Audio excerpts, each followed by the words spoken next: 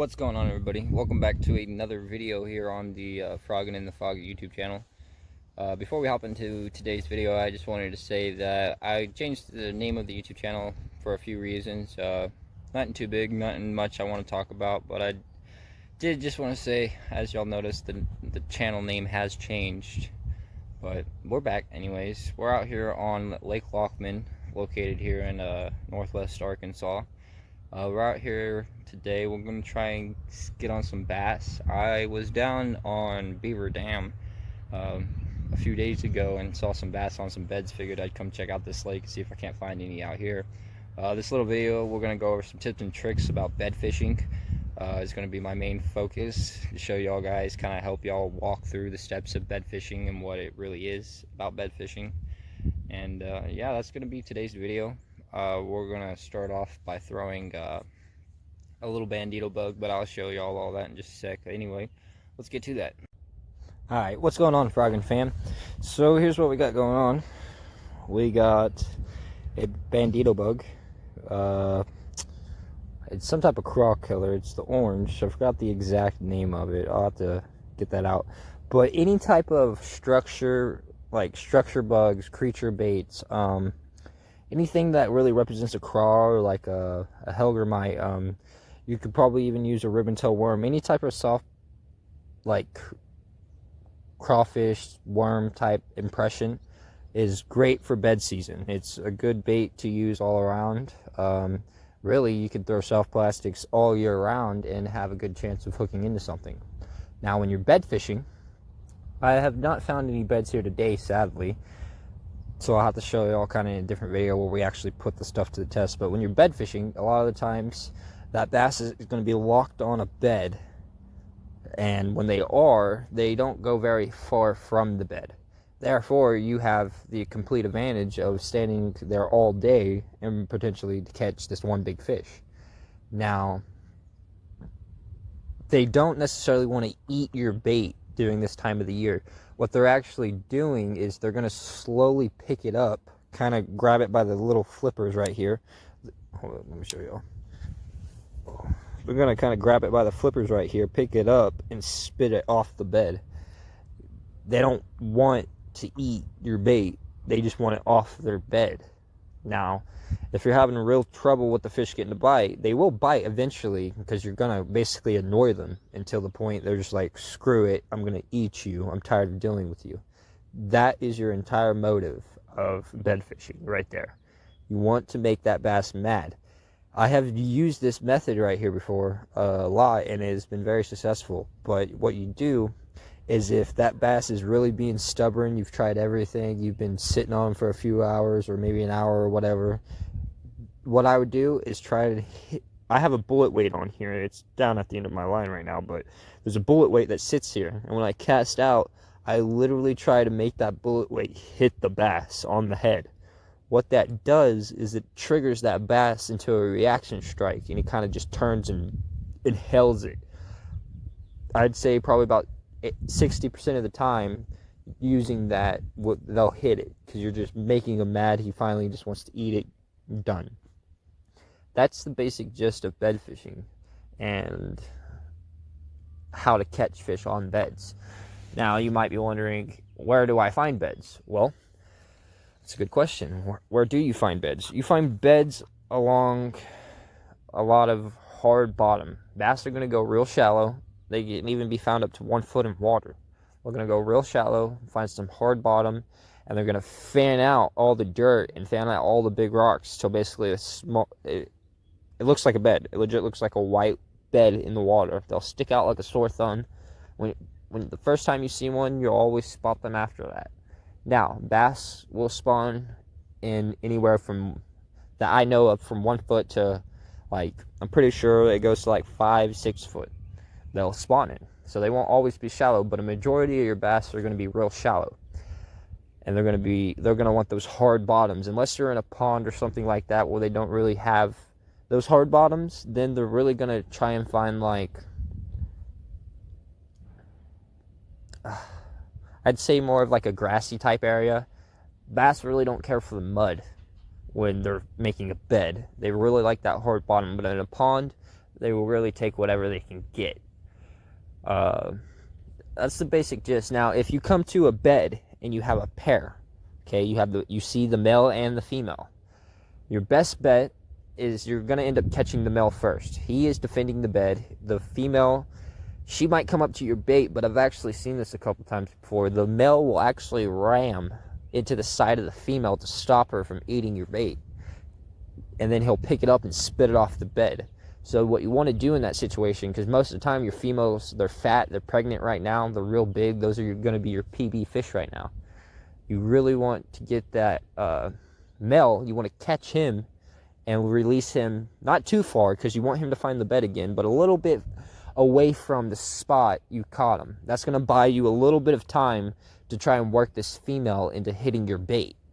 The bass will eventually find his bed again and they will mate back up, but that will give you a chance to get that big female into your boat or wherever.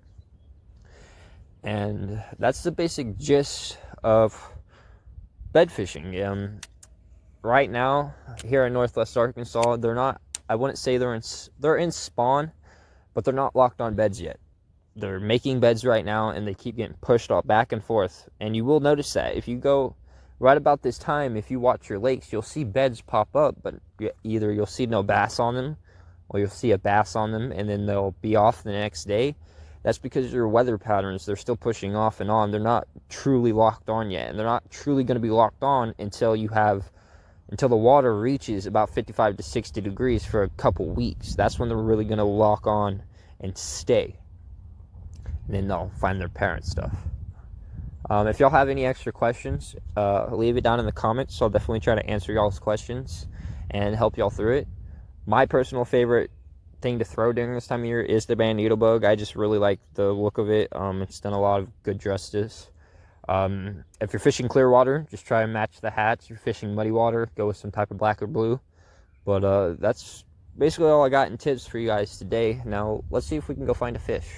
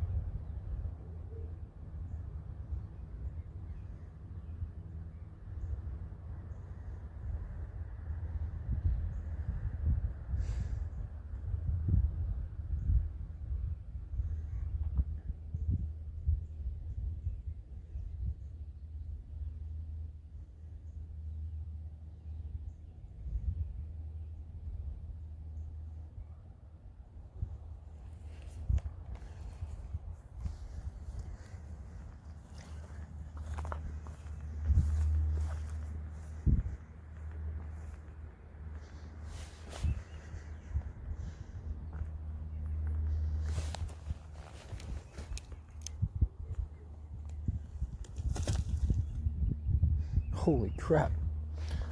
There's a big old bluegill down there. Pretty big. You could probably eat my craw if you wanted to.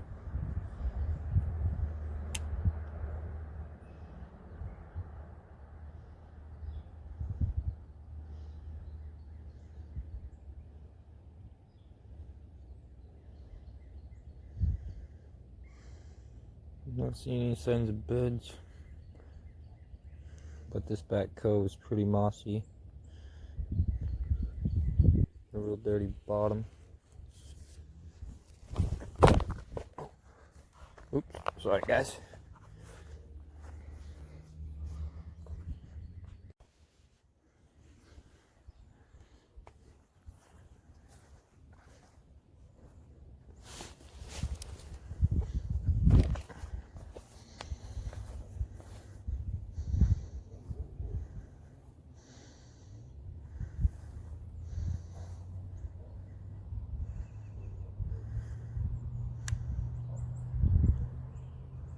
Ooh, guys, I think I may have spotted a bed.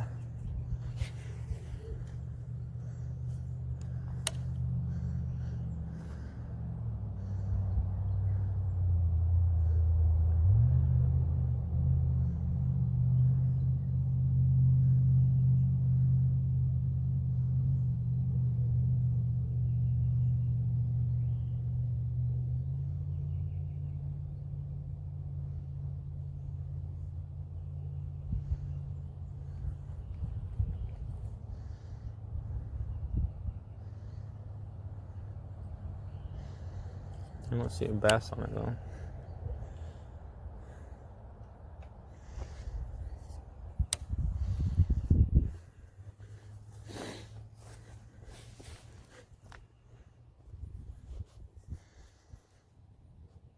Ooh, guys, I found the bass. Just saw a school swimming right here. Didn't look too big.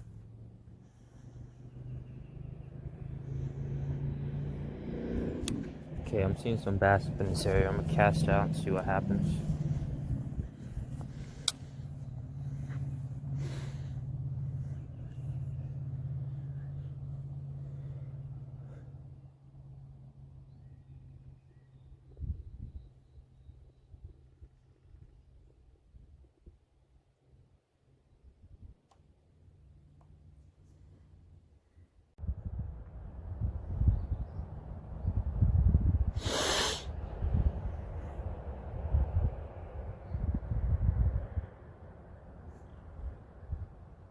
So right down on the other side of this bank, there's a bass chilling.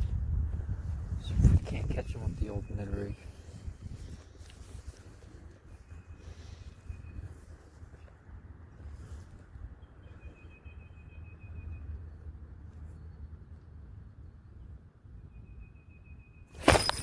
Got him, y'all. Oh, we missed him. Oh, dang.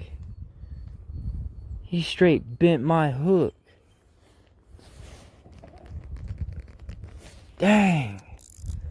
I highly doubt he'll bite again. As soon as I cast it in, man, he crushed that thing. Ah, darn. That's just frustrating, y'all. I saw him turn and everything.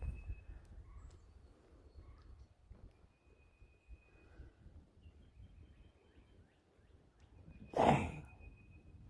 Can't believe I lost that fish. That's really depressing, y'all. Super depressing.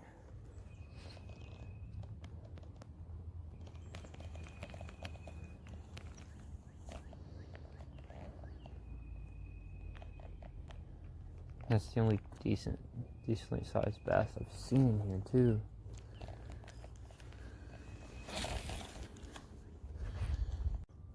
Alright guys, now this is my final attempt to try and get something. I got the crick hopper, the little crankbait, and I also got the craw from Rebel, who actually makes the crick hopper. I tie on a little tiniest swivel I can get away from because I don't want to have to retie these. But I'm going to take all 3 of these baits and work this section I've been working so far, and hopefully we can catch something. So let's do it. What's going on, everybody? Just got back to the house after the fishing today. Started to rain a little, so I'm sorry if you guys can hear that in the background. But I had a good day overall. Went out there, taught you guys a lot of bed fishing stuff. Another couple little tips that I forgot to mention in the beginning of the video that I'd like to mention here is another really good tip is when you cast out on your bed, and I've actually used this tip all year round. I don't just use it for bed fishing, but bed fishing, it was a tip for bed fishing when I found it. So when you cast out and you see your bait, because a lot of the times when you're bed fishing, it's sight. That's why a lot of people enjoy it. You're sight fishing. Well, when you get that bait on that bed, instead of hopping your pole kind of like this and moving that bait a lot, instead hold your pole dead still with one hand, take your other hand and literally take your finger and tap the bottom of your rod. What that does is it causes the tip of your pole to twitch a little. Well, when that happens, it moves your bait also, but it keeps your bait more stationary to where you have a longer time of being on the bed or in the strike zone. Therefore, you're not making 2 or 3 hops and you're off the bed already. You could sit there for literally 10 minutes with the bait in the same spot doing that, because it just ever so slightly barely moves it, and sometimes they don't even move it at all. It's a very good tip that I forgot to mention in the beginning that will help you guys out a lot, I feel like. The color of the Googan bait craw I was using was the molten craw pattern, for anybody who wanted to know. But yeah, guys, this is the end of the video. Sadly, did not get on one fish. We missed that one. But that's part of it, y'all. Even the pros all out there, they're all missing fish daily. Like, I'm sure they do. We all mess up. We're all fishermen at the end of the day. So get back out there, keep the grind hard, and just keep working at getting those fish, man. It's all about getting out there. The more you get out there, the better you are. I hope you guys enjoyed this video. I hope it was very useful. Don't forget to like and subscribe to this video, and leave a comment if you guys have any questions. And I'll see you guys in the next video, Frogman fam. Till then, have a great day. Peace out.